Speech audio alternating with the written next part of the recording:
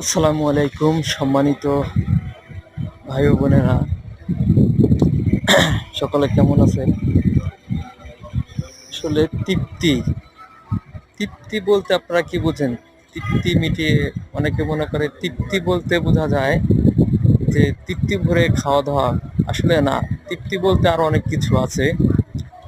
যেটা হলো, যেমন আজকে আমি আপনাদের উদাহরণ দেখাই। আজকে আমি রোজা রাখছি, পাঞ্জাবি পরছি, আতর দিছি, মাথায় টুপি দিছি, নামাজ, জুম্মার নামাজ তৃপ্তি সহকারে করেছি। এটাকে বলে তৃপ্তি। এটাও একটা তৃপ্ততা। ঠিক আছে, এটাই আপনাদের সাথে আমি শেয়ার করলাম। অবশ্যই আমার ভিডিওটা